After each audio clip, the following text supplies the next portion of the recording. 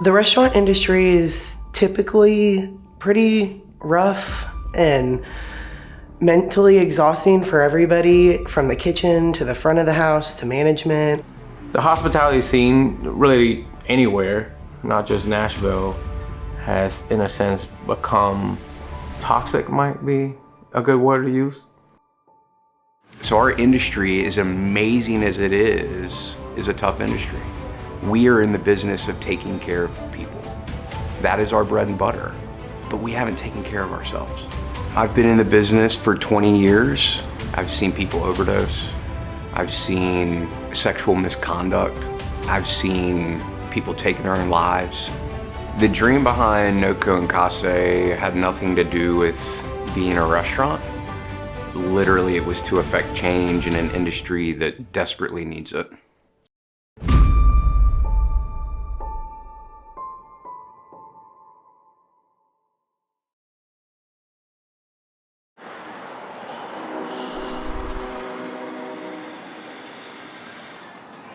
In the restaurant business, hospitality, but speaking restaurant specific, we've done a poor job as an industry of taking care of our people.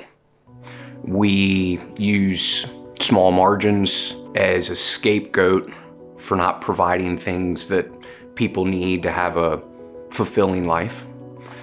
Simple as health insurance, paid time off, just average benefits that an average person deserves.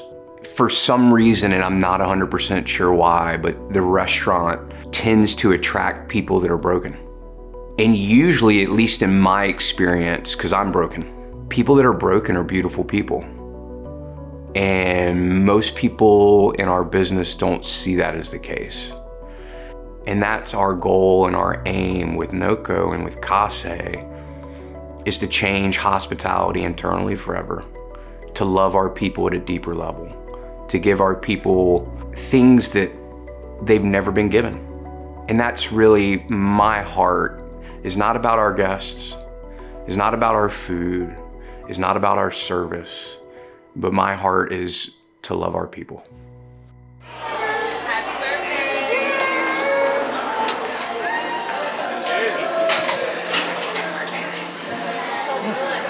We talk about it all the time.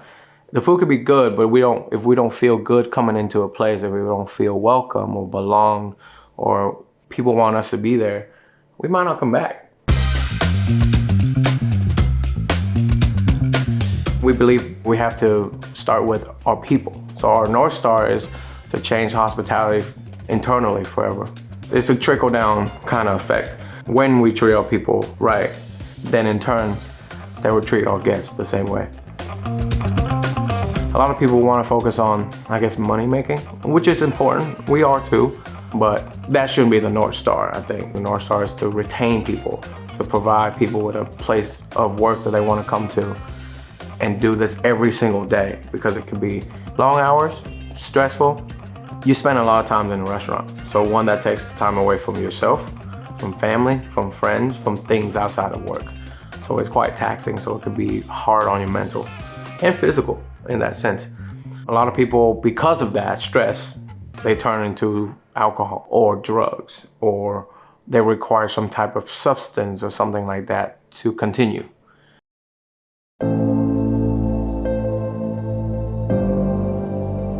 Over the years, I've definitely seen a lot of alcohol and drug abuse within restaurants, like during work hours, after work hours, before work. Some people rely on that because of like the long hours and long nights that we have, that it just helps him get through the day. I've heard other friends, I've heard other business partners and co-workers have had things happen to them. There's actually a line cook, short story, he got drunk off of work, stressed, turned to the bottle, went somewhere to the beach or something, did something, and found him dead the next morning. My business partners always said tomorrow's not promised. A lot of times it's more of what people are going through mentally, and that caused them to change their whole life.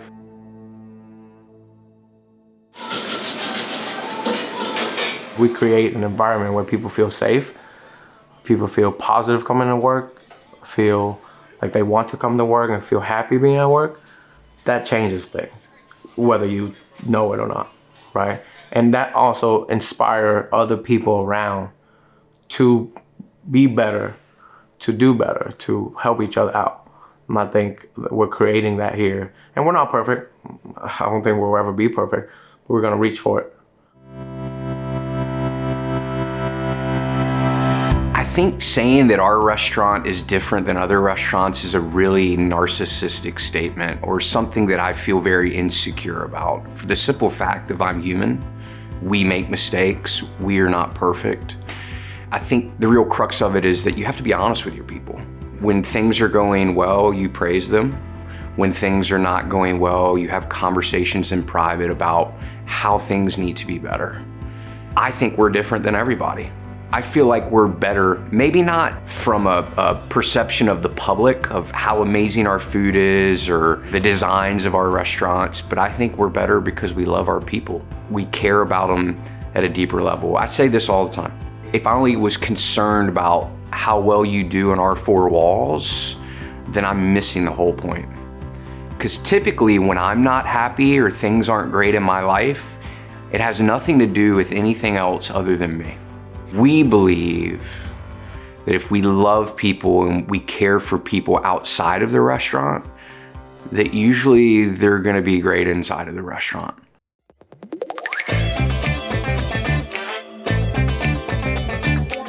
Building the foundation of what this company was gonna be, we said things have to be different if we're gonna be successful and if we're gonna be able to ride it out for the long haul.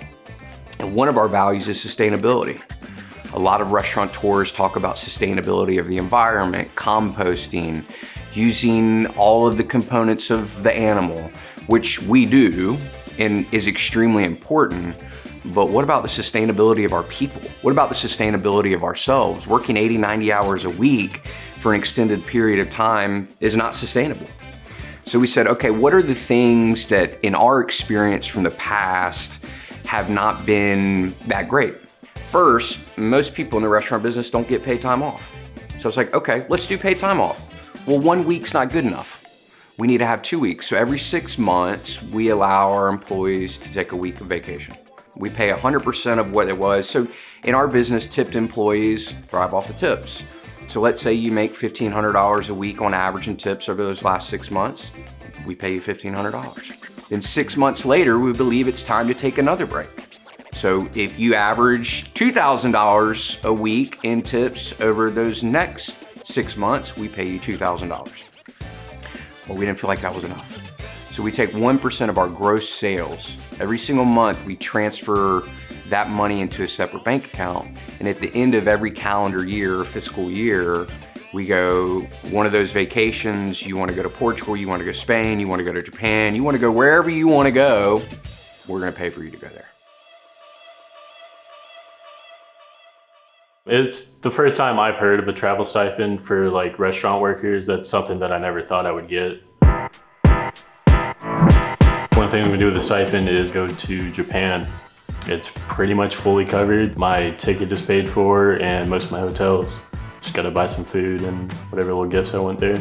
I'm going with my girlfriend and a couple other friends. But yeah, definitely gonna be looking at restaurants there, how they operate, what's different compared to here. This past year, I was able to take my sister and I to Portugal and Spain, and it basically paid for everything for us while we were over there for 3 weeks, which was really special. It was a great memory. I know I can create that again because I'll get my travel stipend again next year, which is so cool, so I can plan another trip with her or my fiance. But it's really cool, everyone at Noko travels. People have been to the Philippines, they've gone to Thailand, Greece. So it's really cool to be inspired by everyone else's travels. Our bosses and owners are constantly traveling. Almost everyone on staff is trying to get to Japan because our food is so influenced by Japan, so that's really cool too. In the office, we have a map, and it's just a world map, a little cork map, and we have red push pins, and everybody can take a push pin. This is where I've gone this year, or put it here, put it there. And by the end of the year, it fills up. And I remember right around New Year's, they were like, last chance to put your pins up to see where we've gone this year. And I went in the office and got to see like where everybody had gone. Someone like me, I have family in different countries, so the fact that we're able to show like, hey, this is where I've gone, I'm really, really proud of this. It's really, really cool. When our people take advantage of our travel stipend and get to travel somewhere and actually feel it, I'm almost a happy dad, right? Like you get to see the people you work with and inspire to go travel, because they're gonna come back, they're gonna learn something about something. I don't know what it is, but they're gonna learn. A lot of people don't even leave their hometown. So it's a privilege to be traveling. So I'm proud of it. I want people to do more of it. And traveling makes you more grateful when you think about it. I hate talking about this, to be completely honest with you, because I feel like it's glorifying. Look at us, look how great we are. I want us to love our people at a deeper level than most people do. A part of my story has been therapy. I would not be where I am today had it not been for therapy. Now, therapy's not for everybody, but the opportunity to have it cost-free, in my mind, is a beautiful thing. So every employee, not after 6 months, not after 60 days, the day you were hired, you have access to online therapy. You can see the same therapist over and over and over and over again. Cost-free to you, we cover 100% of that cost. Looking back, going, man, I haven't had a birthday off in God knows how long. Well, let's give them their birthday off, but let's also make sure that while they take their birthday off, that they don't lose out financially because of taking their birthday off. So we pay for people to have their birthday off. Gym memberships, health is a very important thing. We provide access to a gym membership, cost-free to the employee, so that they can be healthy and they can be active. We do yoga twice a month as a team. We pay 100% of that cost. There's a laundry list of things that we want to continue to do that as we continue to have more success and as we continue to get our footing and go, okay, we can financially afford this, we'll give it back to them.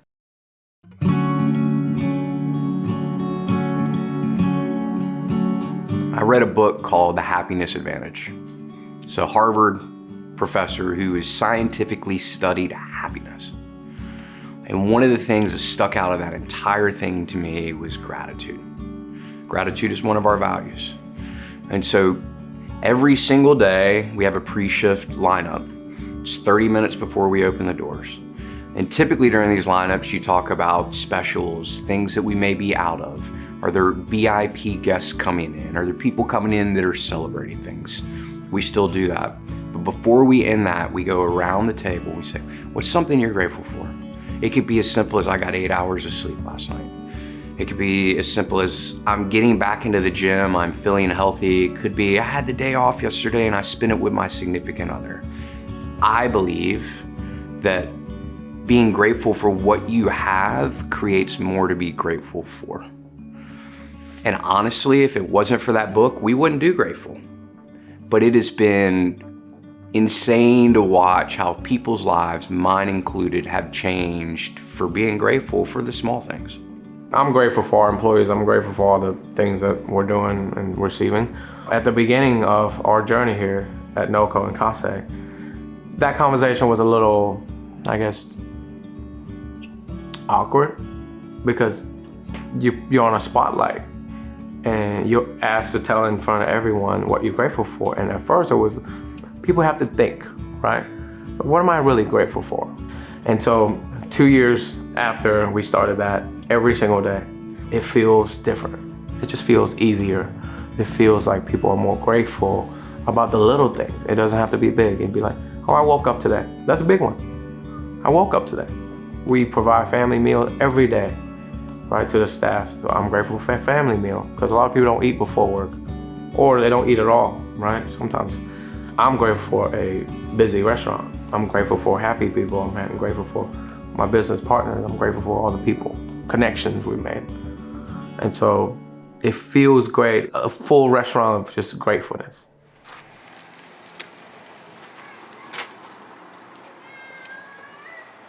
At Noko, we put our thoughts into the name, Noko. It sounds like other 2-syllable words. It's very catchy. We asked the question, what do you think of when you hear the word hospitality? What do you want to feel when you walk into this restaurant? Embers give you the feelings of warmth, welcoming, belonging. And so that's why we named the restaurant Noko. It's a Japanese wood-fired restaurant. So I'm Vietnamese, so there's a little bit of Vietnamese roots in there. I was born in Vietnam, in the coastal city of Nha Trang, so I talk a lot about seafood. I'm personally not ready to have a whole Vietnamese restaurant in Nashville, but we found that using the classics, right? Because classics are proven to kind of just work a lot of times and kind of give it a twist on the wood fire, on the Japanese, on the Vietnamese. So Noko is very high in energy because it's fire, right? It's high heat, high energy. Dealing with fire all the time could be fun, but eventually it'll take a toll on you. Same thing on this side, but it's a lot more calm in the sense of it's the opposite of hot food, it's cold food. So the opposite of fire, ice and fire in a sense.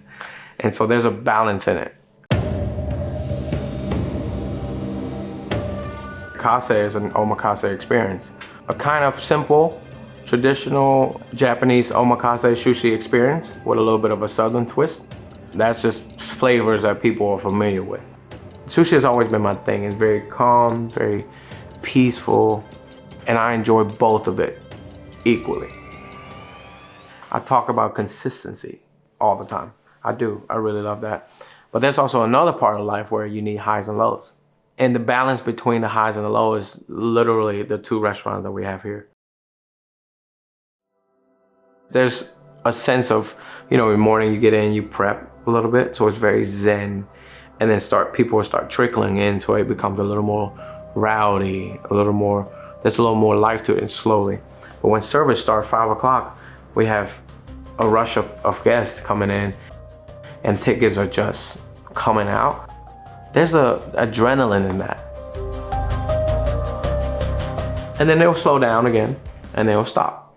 And then the restaurant empties, and everyone goes home, and it's back to the zen. There's an up and down. It's climbing a mountain. You go all the way up, and then you come all the way back down every day.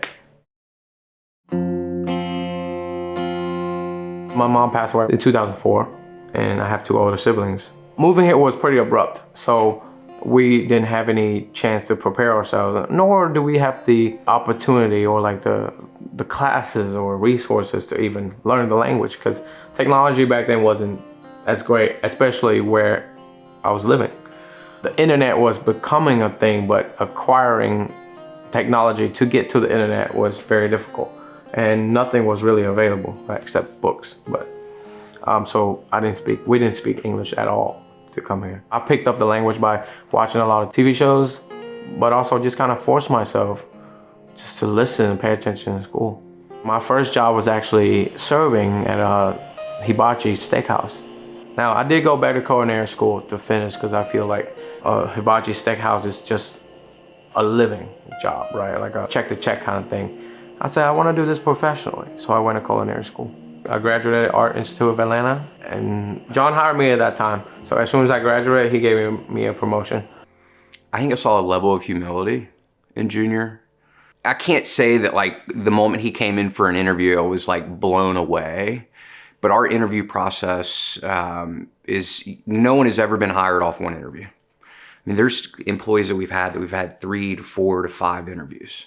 That first interview is technicalities. What do you show up on time? What are your knife skills? What's your wine knowledge? But the second interview is like, tell me about you. And I got this sense that Junior just had this like huge heart. And he does. In my mind, Junior is the definition of hospitality. When I hired him, I had no idea his story. I had no clue the hurdles he overcame. I had no idea that English was his second language. Still to this day, when he speaks, I'm like, you learned this 15 years ago? He seems like he was born in the States, but he wasn't. He moved here when he was like 9, 10 years old, something like that. Junior's just tough to describe, but you get this feeling. I'm a big believer that intuition is everything. And when I met Junior, my gut just said, this is a good kid. My girlfriend, she's almost a 40-year-old woman. She has a stuffed animal. And he found a miniature stuffed animal so that it can be in her car with her. He just does these little things that are so intentional and so thoughtful that you're just like, how did you even think of that? Junior is a spectacular person. As far as just talking to him and all the things he knows in the kitchen or just cooking, fish, anything. I feel like I could come to him with anything and he would have the answer or point me in the right direction. Coming to America at 9, 10 years old from Vietnam after your mom just died, like that cannot be easy.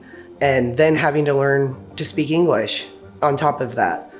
It's spectacular. That's the road I want to go down. I want to follow him and learn everything. I want to know everything that he knows. Junior's really fun to learn from because he's pretty young for a chef, especially for opening 2 restaurants. And so I feel like I can connect with him a lot better. I've learned a lot from him since I've gotten here, only in like a year and a half. He's really good about like breaking things down and explaining the whole process to you. That's like the chef's dream, is to have their own spot, and to watch Junior be able to not only have that and then build this is his dream, what he really wanted to do. It's really cool to see. It's super inspiring, for sure. Being a mentor to our people makes life easier on everyone. If they're doing their job and they're happy and they're learning and they're inspired and they're motivated, they're willing to come to a job and just be the best of themselves. Noko is the university of life, and I'm a forever student in it. As long as you have a mindset of being a student, you can learn anything from anybody and from any field.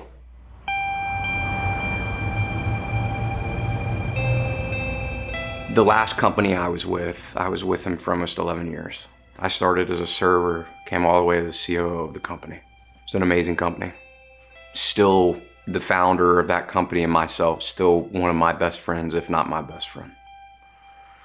You get these feelings of like, man, there's another level, or there's something that I haven't tapped into that I need to. And to be honest with you, I was scared to death. I knew that I wanted to create. I knew that I wanted to bring something to life. I knew that I wanted to do it the way that I wanted to do it, without any restriction. And so if I could give anybody any advice on who's chasing something, whether it's the restaurant business, whatever it may be, you want to be a painter, you want to be an actor, you want to be a doctor, fear is fake. Fear is not real. Fear is self-made. You're gonna die one day. I'm gonna die one day. And why the hell would we do anything in life that's not worthwhile, that doesn't light a fire inside of us? There are days where I want to go home, I want to curl up in a ball, and I want it to all go away. Even in all the success that we've had in the short while that we've been together, there are days where it all feels like it's way too much. But you just can't quit, man. If you want to do it, you got to do it. And it may not happen today, it may not happen tomorrow, it may not happen 10 years from now. But if you want it that bad, 10 years from now, if you don't give up, I believe that the universe gives people what they put in. We've received some accolades for Best Restaurant in the South, recently nominated for James Beard semifinalist, and a couple of other things. When we mention these things, it's never to brag about what we've got. It's something personal for me, like a proud moment, like a milestone. It's the milestone that we've reached as a team together. And it's pretty big for someone who came from another country, who didn't speak the language. I am proud of myself, but I do not want to hear these things and say that's enough, or I'm content, because I'm not. I want to do more impactful things, not personal achievements, but more impactful things for the community. Our goal this year is to raise $250,000 for the kids. Last year we reached about 110 after cost and everything, right? So this year I want to push for more, but I want to set a goal for something to look forward to, something to push myself and the team. The thing that I'm most proud about has nothing to do with how successful the restaurant is. It's nothing to do that I'm sitting here talking to you all. It's nothing to do with an award, has nothing to do with money, it has everything to do to look at those people that are going, holy cow, I can work and there's a life outside of here. One of our employees said this job has changed her life. And for me, dude, I never in a million years would have thought that a restaurant could do that for somebody.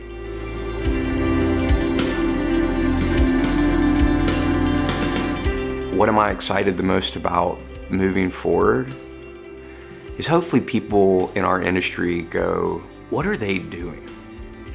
They're successful. They've got awards, accolades, whatever it may be, but they're taking care of their people at a deeper level. Our industry is desperate for change. And I hope, not that we're the people that change it, but that maybe we start this like domino effect. People going, hey, those guys are doing it, we can do it. I mean, last year alone, and I hate saying this, but the average profitability of a restaurant in the United States, we gave more back to our people than the average restaurant was profitable. And so for me, it's not about money, but it's going, man, we're doing things for our people that other people aren't. And what I really, really hope is that other people go, holy shit, we need to change the way we do business as well.